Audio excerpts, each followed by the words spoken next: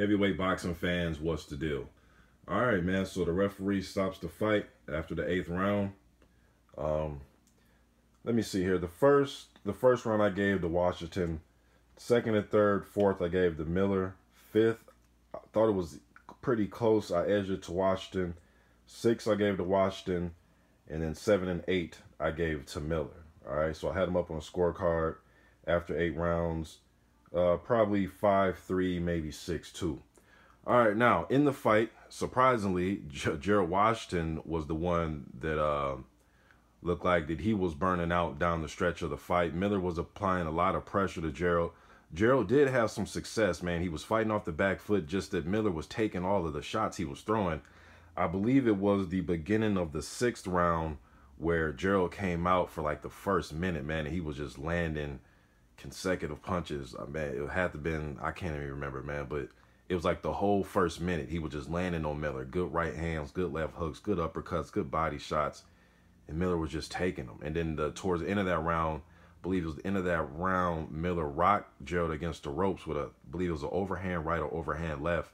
A few of the rounds were like that, where Miller would pin him against the ropes, and then the last like 10 seconds he'll get Gerald in trouble. But Gerald showed some toughness and grit in this fight. He got hit with some good overhand lefts and rights that he was able to take. Miller, he was doing a good job of finding openings on Washington. He wasn't putting everything into every shot. He was throwing, as I call, throwaway punches, where he'll kind of throw shots, not really put much on them, to try to create openings by getting Washington's gloves out of position, or just find openings, and then he'll land hard left hooks, hard overhand rights. He was digging to the body. Few times in the fight he was showing Gerald his left shoulder, using his jab, kind of rolling and dunking under punches. He just put pressure on the whole night. Then seemed as if he tired if anything, it seemed as if some of the steam was coming out of some of his punching power, but then he'll kind of reboot a little bit, and then he'll start placing shots, and then he'll come with hard shots behind those. Gerald, man, Gerald was landing some shots, man. Just Miller was just taking them, man. He was landing some good, like I said, hooks and right hands. But just the pressure got to him, man. And that's what I thought in my prediction video. I thought the pressure of this guy, you guys going shoulder to shoulder, wrestling around a little bit, being hit with thudding shots, it would take effect on you. A lot of fans thought that going later into the fight, that's when Washington would take over. But in fact, it looked as if that's when Miller was taking over.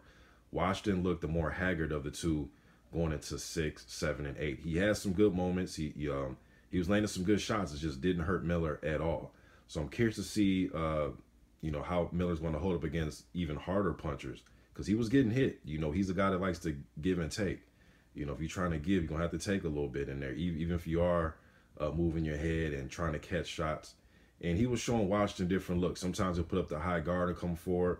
Sometimes he'll give him the shoulder. Sometimes he'll just move his head. So he was giving them different looks. Washington was on the back foot all night.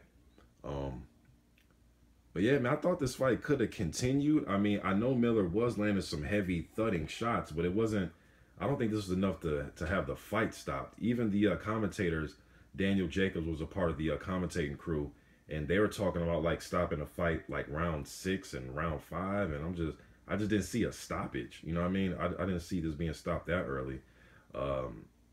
But hey, man, the ref's in there. He can see this guy taking heavy shots. He can, he's in the ring with him. He can see their eyes and how they're reacting to shots. After the rounds were over, Gerald looked like the one that was the more gassed of the two. He was, falling down in his stool. It was a rugged fight, man. Rugged fight. They're in there throwing leathers. You got two big guys in there, man. 298 pounds and 248 pounds. This is a lot different than watching welterweights. You know what I mean? Junior welterweight. I mean, these are some big dudes in there throwing leathers. So Jarrell Miller gets the victory. I'm out.